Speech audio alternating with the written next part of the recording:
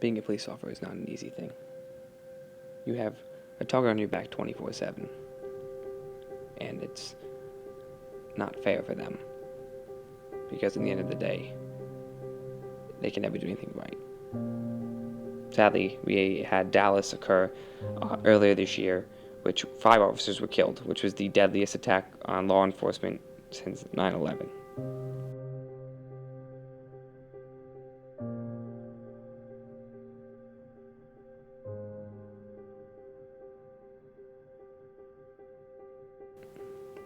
There's been some issues over the last couple of years with the police, with police brutality, with people attacking the police. Some statistics show that.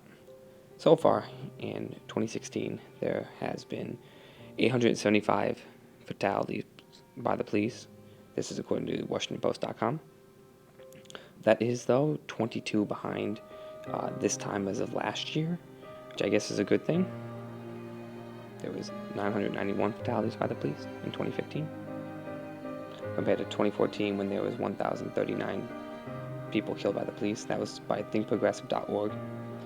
And according to USA Today, in 2013 there was 461 people killed, and they were suspected of felons, which is the highest number in the last 20 years. Since 1991 to 2013, people killed that were suspected felons had never been that high. The highest was a little over 400, and that was back in like 93. And then 2003 was the highest with 461.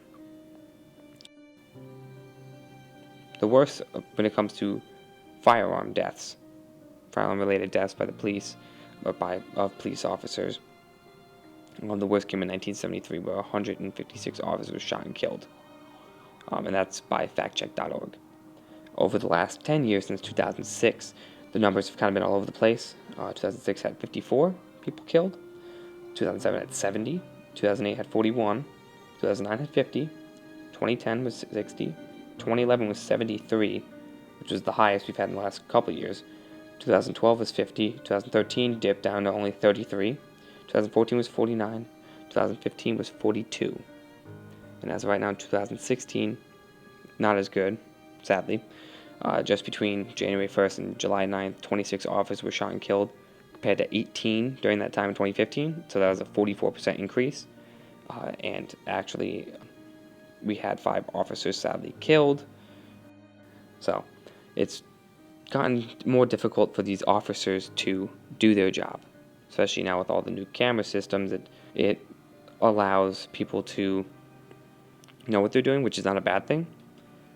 It also helps fight against any brutality we see. We were able to talk with a officer and get some insight with how things are run here in New Rochelle. I've been a cop for 26 years. We train on mental illness. We have 3 separate projects. We have old people homes, mental facilities, colleges, and multi-million-dollar homes.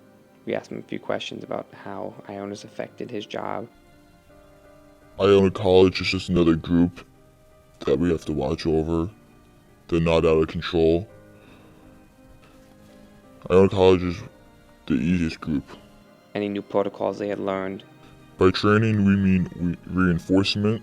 Perception training goes on for quite a while. Perception is reality. Something extremely important is you have to treat people fair. Loyalty and respect is very important. The most important thing is the mouth and the mind. Have they run into more or less problems over the last couple of years with society? People are stupid or silly, it's just people being a pain. Drug arrest in New Rochelle in 2014, 415 people. 2015, 421 people. 2016 hasn't been finished yet. Driving while intoxicated, 2014, 112 arrests. 2015, 138 arrests. Murder and homicide, 2012, 1 person. 2013, 2 people. 2014, 1 person. 2015, 1 person. Total arrest, 2014, 1,866. 2015, 2,030. 2016 has not been released yet. We were also able to talk with Dr. Catherine Lavery, the Department Chair of Criminal Justice at Iona College, to get some insight on how police across the country are affected through what's been happening the last few years. I think in terms of the responsibility of police officers, we're seeing more oversight that's being done. There's been a new push for the body cameras. We're trying different types of patrolling. To be honest, this takes a long time to test. Someone told me many years ago, in order to see about proper programming in criminal justice, you need at least 20 to 25 years. I was able to ask her how has the police's job changed since the shooting of Michael Brown.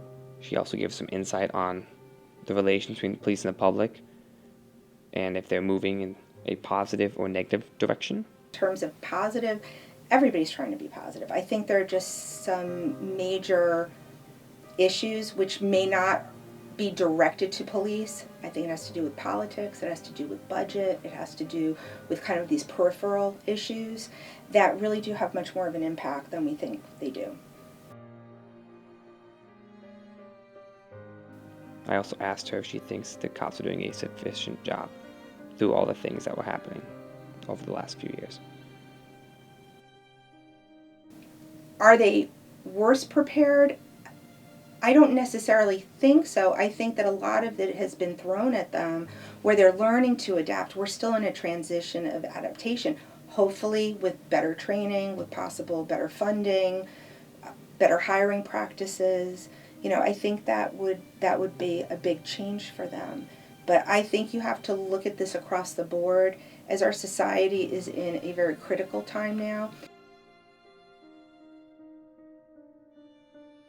I do think there has to be more training. When we look at smaller police agencies, one in Kentucky or one in Nebraska, the money is not necessarily there. But I do think there has to be training that has to get amended due to what is happening in the community at that time. The other issue has to do with education.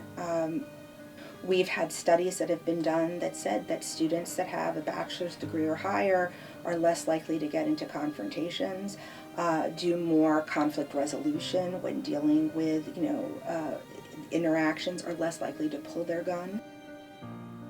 We were able to get great insight from Dr. Lavery, and she was not surprised that these amount of shootings occurred and were caught on tape because every so often this will happen. And it's time then for the police to catch up to that and then society to catch up to the police. Everything kind of goes up and down. And we're right now poised for this to happen. So we're seeing different types of crimes in different areas we didn't see 10 or 15 years ago. So there has to be some time for an adaptation and for a changeover for it. So just like we did in the 1950s and 60s and the early 70s, we're going through this transition period. And I think we need to go through it in order to get to the other side of it.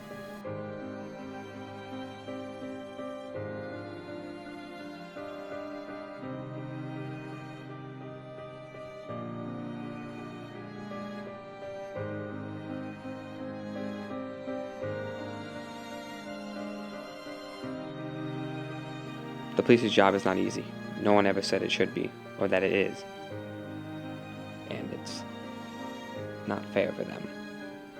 Because in the end of the day, they can never do anything right. I, for one, have a lot of respect for them